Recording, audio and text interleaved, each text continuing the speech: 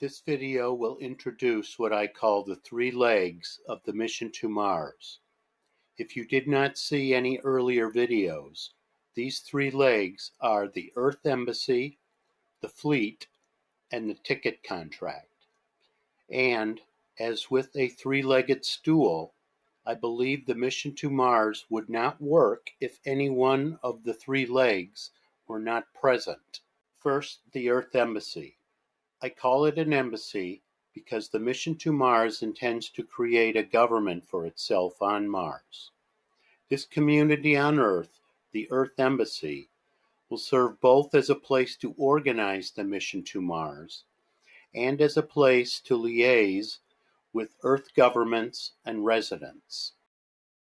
The Earth Embassy's initial activities, however, will not be as much governmental as it will be organizational.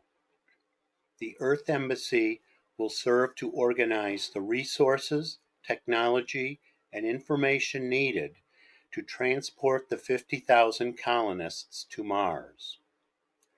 The community there will do this by becoming as economically self-sufficient as possible, and then using the knowledge and experience gained on Earth to transfer this economic self-sufficiency to Mars. The second leg of the mission to Mars is the fleet. The fleet will serve as both the entity to organize the technical aspects of creating spacecraft to get humans to Mars, and to train and support the people who will go. Engineering, planning for success, and gathering information needed for colonists on Mars should be easy to understand.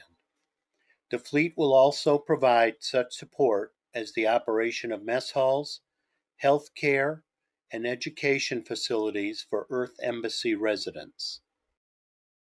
The last leg of the mission to Mars, and in some ways the most important, will be the ticket contract.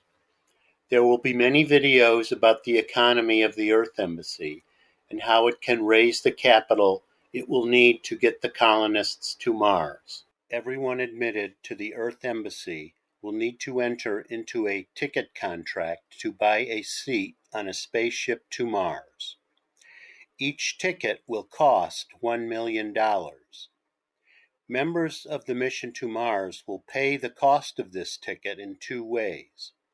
First, the ticket contract will specify a certain sum to be withheld from that member's paycheck and go to an account that will one day pay the cost of this ticket.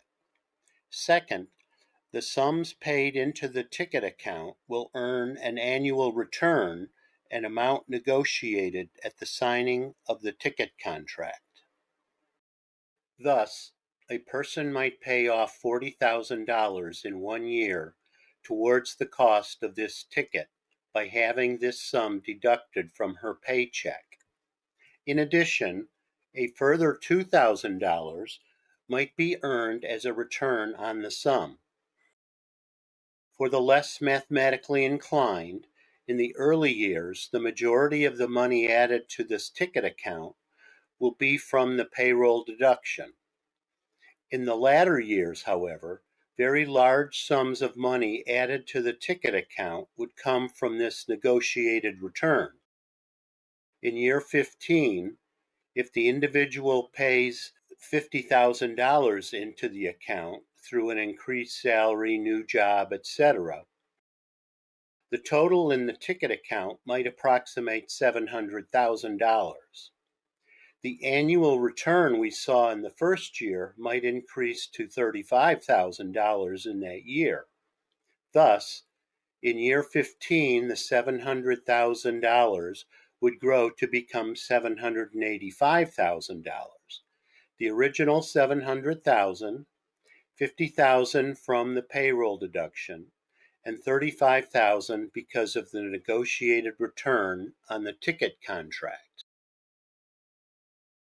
Working together then, the Earth Embassy, the fleet, and the ticket contract will serve to solve the two problems I have laid out as to why no colonies yet exist on Mars: lack of political will and lack of financial resources.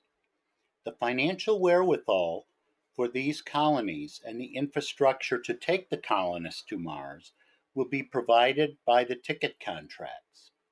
The Earth Embassy will be composed of individuals who self-select to go to Mars. No issue of lack of political will there. Finally, the fleet will design and implement efficient programs, technologies, and hardware to accomplish its albeit difficult mission.